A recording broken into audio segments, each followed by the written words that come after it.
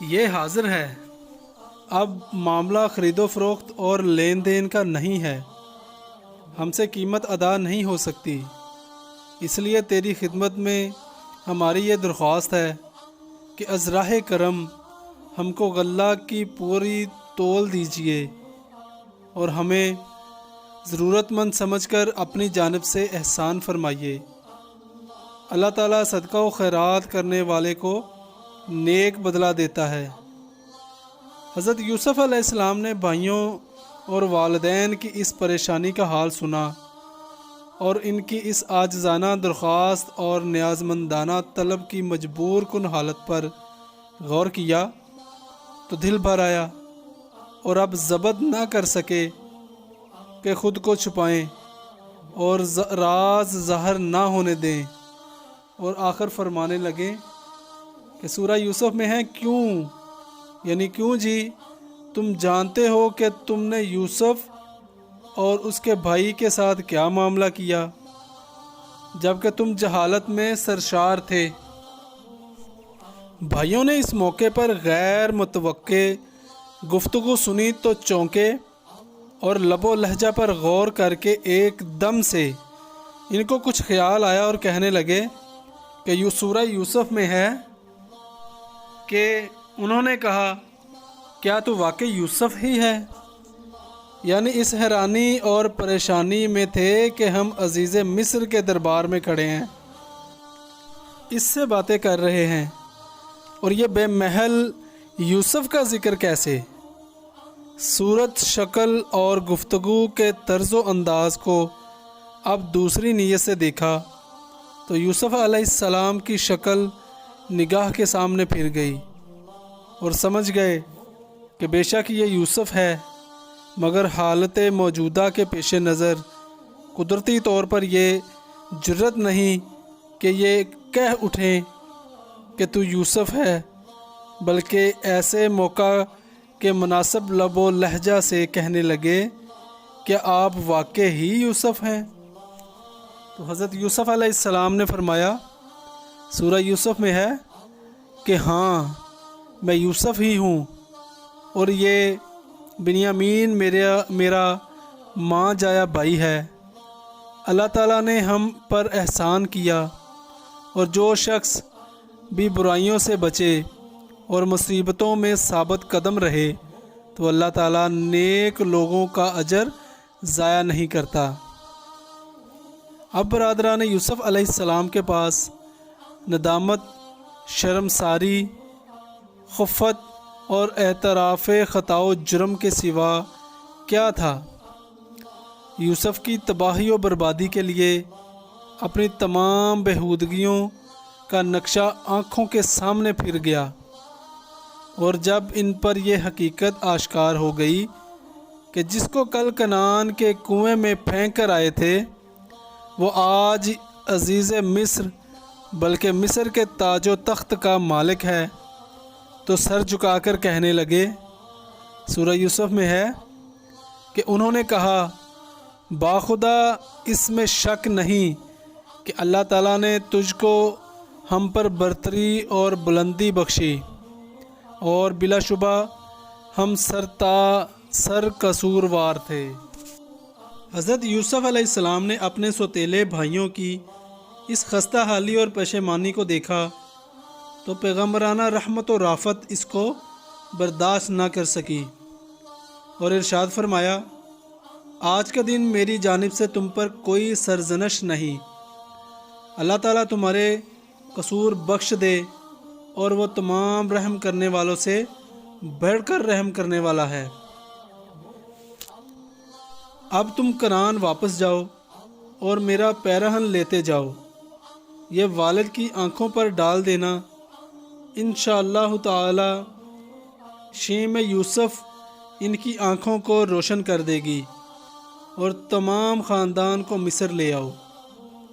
برادران یوسف علیہ السلام کے لیے بھی اس سے بڑھ کر سعادت اور کیا ہو سکتی تھی؟ یوسف کو چاہے کنعان میں ڈال کر یعقوب علیہ السلام کے پاس خون آلودہ پیرہن لے کر آئے تھے، جھوٹ اور فریب کے ساتھ ان کے دل جگر کو زخمی کیا۔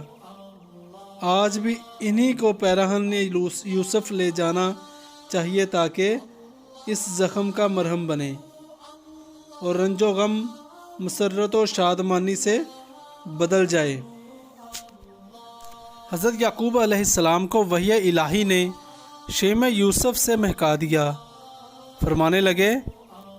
اے خاندان یعقوب، اگر تم یہ نہ کہو کہ بڑھاپے میں اس کی عقل ماری گئی ہے تو میں یقین کے ساتھ کہتا ہوں کہ مجھ کو یوسف کی مہک آ رہی ہے۔ وہ سب کہنے لگے، باخدا تم تو اپنے اسی پرانے خبط میں پڑے ہو، یعنی اس قدر عرصہ گزر جانے کے بعد بھی جب کہ یوسف کا نام و نشان بھی باقی نہیں رہا تمہیں یوسف ہی کی رٹ لگی ہوئی ہے۔ کنعان کا قافلہ بخیریت تمام پہنچ گیا اور برادران یوسف علیہ السلام نے حضرت یوسف علیہ السلام کے ارشاد کے مطابق ان کا پیراہن یعقوب علیہ السلام کی آنکھوں پر ڈال دیا اور یعقوب علیہ السلام کی آنکھیں فوراً روشن ہو گئیں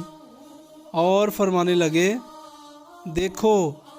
میں نہ کہتا تھا کہ اللہ کی جانب سے وہ بات جانتا ہوں جو تم نہیں جانتے۔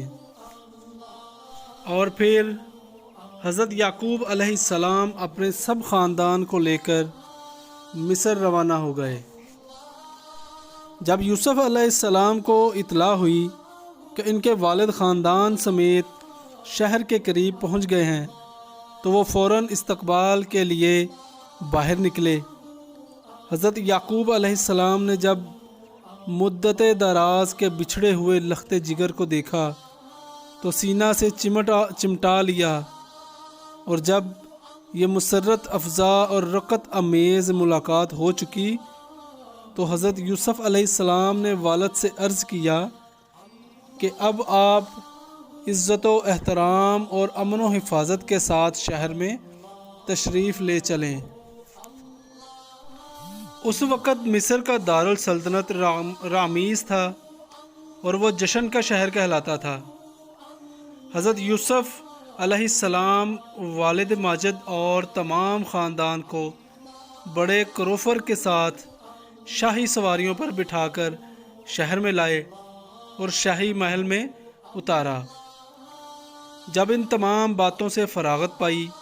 تو اب ارادہ کیا کہ دربار منعقد کریں تاکہ مصریوں کو بھی بزرگ باب اور خاندان سے تعارف ہو جائے اور تمام درباری ان کی عزت و احترام سے آگاہ ہو جائیں۔ دربار منعقد ہوا اور تمام درباری اپنی مقررہ نشستوں پر بیٹھ گئے۔ یوسف علیہ السلام کے حکم سے ان کے والدین کو تخت شاہی پر ہی جگہ دی گئی اور باقی تمام خاندان نے حسب مراتب نیچے جگہ پائی۔ جب یہ سب انتظامات مکمل ہو گئے تب حضرت یوسف علیہ السلام شاہی محل سے نکل کر تخت شاہی پر جلوہ افروز ہوئے اور اسی وقت تمام درباری حکومت کے دستور کے مطابق تخت کے سامنے تعظیم کے لیے سجدہ میں گر پڑے۔ موجودہ صورتحال کو دیکھ کر تمام خاندان یوسف نے بھی یہی عمل کیا۔ یہ دیکھ کر حضرت یوسف علیہ السلام کو فوراً اپنے بچپن کا خواب یاد آ گیا اور اپنے والد سے کہنے لگے کہ سورہ یوسف میں ہے، اور یوسف نے کہا، اے باپ، یہ ہے تعبیر اس خواب کی جو مدت ہوئی میں نے دیکھا تھا۔ میرے پروردگار نے اسے سچا ثابت کیا۔ یہ اسی کا احسان ہے کہ مجھے قید سے رہائی دی گئی، تم سب کو صحرا سے نکال کر